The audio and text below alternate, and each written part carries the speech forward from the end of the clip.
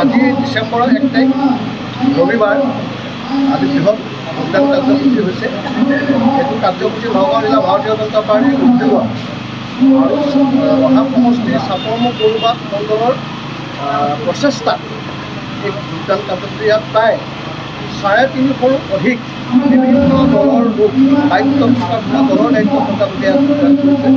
UDF কংগ্ৰেছৰ দলৰ লোকে ইয়াত আহি যোগদান কৰিছে। সামগ্ৰী নিৰ্বাচনৰ পিছত সংখ্যালঘু সম্প্ৰদায়ৰ মাজতে এনে উৎফুল্লিত হোৱা কি অনুভৱ কৰিছে নেকি? সামগ্ৰী লোকসভাৰ কাৰণে নহয়, আমাৰ ভাৰতীয় জনতা পাৰ্টীৰ প্ৰধানমন্ত্ৰী নৰেন্দ্ৰ মোদী ডাঙৰীয়াৰ যি সবকা সাথ সবকা বিকাশ সবকা প্ৰয়াস সবকা বিশ্বাস আমাৰ যিটো মূল মন্ত্ৰ আৰু হিমন্ত বিশ্ব শৰ্মা ডাঙৰীয়াৰ যি উন্নয়নৰ অনিৰুদ্ধ গতি, সেইটো কাৰণেহে সংখ্যালঘুসকল আহি পেলাই ভাৰতীয় জনতা পাৰ্টীত যোগদান কৰিছে। এই বৃহত্তৰ গৌৰৱত কিমানজন মানুহ ইয়াত যোগ কৰিছে? ইয়াৰ 350ৰো অধিক।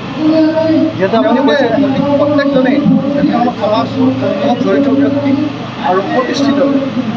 যিহেতু আজি আপুনি নিজে কৈছিলে বোলে বিধায়ক ডাঙৰীয়াৰ নেতৃত্বত মানে আজি যোগদান নেতৃত্ব বুলি কোৱা নাই, উদ্যোগত, কিন্তু উদ্যোগ বুলিও কোৱা নাই। কিন্তু কথা হ'ল বিধায়ক ডাঙৰীয়া আমাক সমৰ্থন আছে, তেওঁ আমাক বাধা দিয়া নাই। তেওঁ কেতিয়া কৰিব? তেওঁ কেতিয়া কৰিব হয়তো আমাৰ প্ৰদেশে জনাব নিশ্চয়।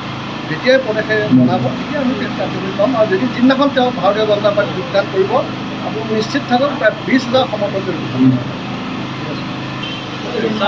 ৰহা সমষ্টিত আজি বিশেষকৈ 1 ডিচেম্বৰ ৰবিবাৰে চাপৰমুখ পৌৰবাদত আমাৰ ভাৰতীয় জনতা পাৰ্টীত আহি কংগ্ৰেছ আৰু AIDFৰ পৰা বিভিন্ন দলৰ ৰাজনীতিক ব্যক্তি জড়িত কৰে, তেখেতলোকৰ আৰু এই যোগদানেৰে সংখ্যালঘুৰ মানুহসকলে বুজি উঠিছে যে ইমান দিনে আমাৰ কংগ্ৰেছে আৰু AIDFে যি প্ৰলোভনীমা হাতত ৰাখিছিল, কিন্তু সেই প্ৰলোভনা আৰু এতিয়া কাম নিদিয়ে। আজি কালি যিখিনি সংখ্যালঘু ৰাইজ আছে তেওঁলোকে ভাৰতীয় জনতা পাৰ্টী আক্ৰমণ কৰিছে।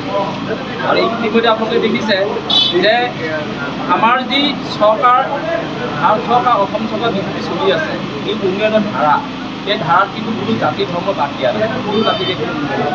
আৰু সেই ধাৰাৰ প্ৰতি লক্ষ্য ৰাখি আজি আমাৰ ভাৰতীয় জনতা পাৰ্টীত আহি এতিয়া কিমানজনে আজি প্ৰায় 350 মান মানুহ আহি জইন কৰিছে।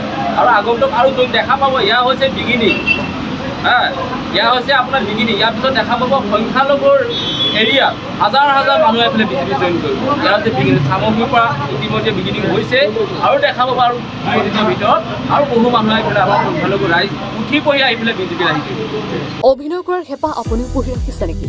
আপোনাৰ অভিনয় কৰাৰ অভিজ্ঞতা নাই? কোনো কথা নাই। আপোনাৰ বাবে আহিছে সোণালী সুযোগ।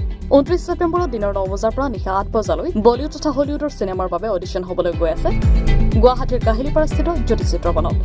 5 বছৰ বয়সৰ পৰা 17 বছৰ ব্যক্তিয়ে কৰিব পাৰিব অংশগ্ৰহণ। পঞ্জীয়ন হ'ব বিনামূলীয়া। নিৰ্দিষ্ট ৱেবছাইটত কৰিব পাৰিব আবেদন।